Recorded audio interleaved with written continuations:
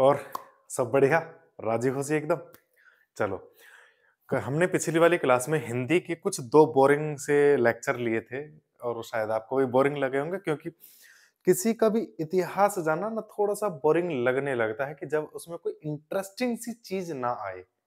कोई दिक्कत नहीं भाई, दो ही तो लेक्चर थे, खत्म हो गए।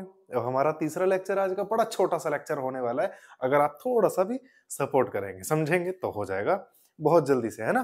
देखिए, हमारा जो आज का जो लेक्चर है, आज का लेक्चर में हम चैप्टर नंबर 2 जिसमें कि वर्णमाला है, और उस वर्णमाला चैप्टर का आज हम जो टॉपिक पढ़ने जा रहे हैं वो है वर्ण के भेद।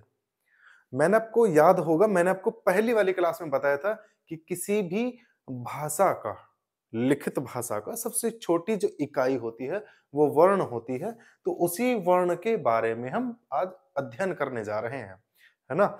चलो, उस अध्ययन को थोड़ा सा आगे की तरफ बढ़ाते हुए मैं थोड़ा सा इसको मिटा देता हूं, सारी चीजों को, और मैं लिखता हूं। फिर क्या लिखता हूं, अब देखते हैं आप क्या लिखते हैं। देखिएगा कि वर्ण जो होता है वो दो प्रकार का होता है। मुख्यतः वर्ण दो प्रकार का होता है, जिसमें कि सबसे पहला होता है, तो ये होता है स्वर। देखो, गुड़ का गोबर मत कर देना, कभी स्वर का सुअर पढ़ो। सुअर नहीं है, स्वर है। यानी कि स के साथ में व की ध्वनि निकालनी पड़ेगी, स्वर हो जाएगा। ठीक है ना। कभी गुड़ का गोबर करो, और यहां पर आएगा फिर आपका व्यंजन आएगा। ठीक है, अब थोड़ा सा आगे चलते हैं। सर, स्वर कितने प्रकार के होते हैं? तो स्वर जो होता है मुख्यतः तीन प्रकार के होते हैं, यानी कि इनके भेद तीन होते हैं। तो इसके स्वर की मैं बात करूं तो स्वर के भेद कितने हैं? तीन होते हैं। कौन कौन से, मैं अभी आपको बता देता हूं। ह्रस्व, दीर्घ और प्लुत। प्लुत थोड़ा सा मैं शॉर्ट ब्रीफ इनके बारे में बता देता हूं। ह्रस्व का मतलब होता है कि जिन स्वरों को बोलने में कम से कम टाइम लगता हो उनको ह्रस्व स्वर कहा जाता है। दीर्घ स्वर, जिन स्वरों को बोलने में ह्रस्व से थोड़ा अधिक समय लगता है उनको दीर्घ स्वर कहते हैं। प्लुत स्वर, कि जिन स्वरों को बोलने में अत्यधिक समय लगता है, जैसे कि हम किसी को चिल्ला करके कहें ओ राम, ऐसे करके, यानी कि हमने क्या करा, राम का आ बहुत लंबा खींच दिया, है ना। या फिर जैसे कि मैं लिखता हूं कि ओम की जो ध्वनि निकाली जाती है तो हम ओम को ऐसे करके लिखते हैं, है ना। यानी कि यहाँ पे हम ओम को ओ के बाद को उसको लंबा खींचते हैं, यानी कि जिसमें टाइम ज्यादा लगाते हैं उसको हम प्लुत स्वर कहते हैं। इनके बारे में डिटेल में पढ़ लेंगे, काहे घबरा रहे हो यार। अभी तो मैं बस शॉर्ट में बता रहा हूँ, बहुत छोटा छोटा, है ना। देखो आगे, ये तो मैंने बता दिए भेद, तीन प्रकार, तीन भेद होते हैं। अब कौन कौन से होते हैं वो मैं भी आपको बता देता हूं। तो देखिएगा, ए, आ, ए, आ, ई, सॉरी, ई, ऊ, बार बार बड़ा बन जाता है ना। कोई दिक्कत नहीं है भैया, काहे परेशान हो रहे हो। ऊ, रे से ऋषि, है ना। ए से एड़ी, देखो फिर बड़ा बन गया। अब मैं क्या करूं बताओ, नहीं मुझे बताओ मैं क्या करूं। देखो चलो आगे चलते हैं। ए, आए, ओ और औ। ठीक है ना, क्लियर। ये 11 होते हैं ये। ठीक है, अब आगे समझ लो। 11 इनके, यानी कि जो होते हैं स्वर, जो होते हैं वो 11 स्वर होते हैं कुल मिलाकर के। इनकी मात्राएं भी होती हैं।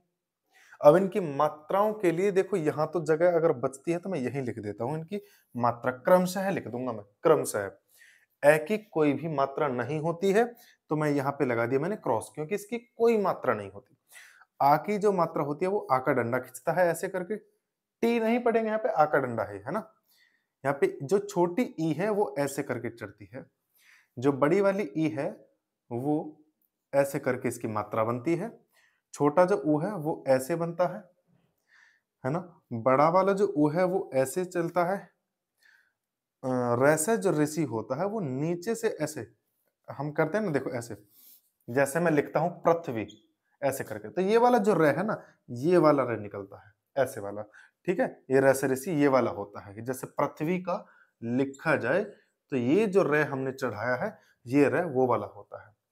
ए सिंगल मात्रा जो चढ़ती है, अ डबल मात्रा जो चढ़ती है, ओ सिंगल वाली मात्रा, और औ डबल वाली मात्रा को कहा जाता है।